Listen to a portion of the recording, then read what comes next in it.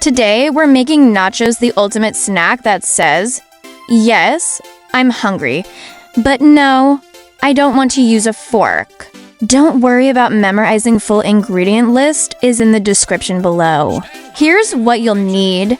1 big bag of tortilla chips because 1 small bag is never enough. About a pound of ground beef or chicken, or skip the meat and double the cheese if you're living the dream. 1 packet of taco seasoning because plain meat is just sadness in disguise. A whole mountain of shredded cheese, at least 2 cups.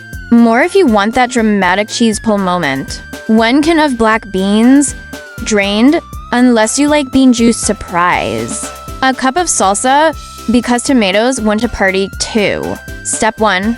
Cook the meat in a pan, brown your ground beef. Break it up like you're crushing your childhood dreams nice and even. Add taco seasoning and water, stir it up, and let it simmer until it smells like victory. Step 2. Build your nachos, grab a baking sheet, and spread out the chips. Don't just dump them in one sad pile. This isn't a chip graveyard. It's nacho architecture. Layer like you're building the world's tastiest pyramid. Optional toppings: sour cream, guac, jalapeños, green onions, olives. Basically, whatever you find hiding in the back of your fridge that isn't science. Experiment status. Step 3.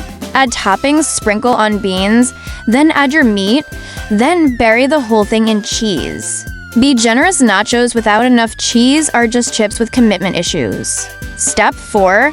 Bake. Slide the tray into a 375F oven for about 10 minutes. Keep an eye on it. You want melted cheese, not lava rocks. When it's bubbly and golden, it's showtime.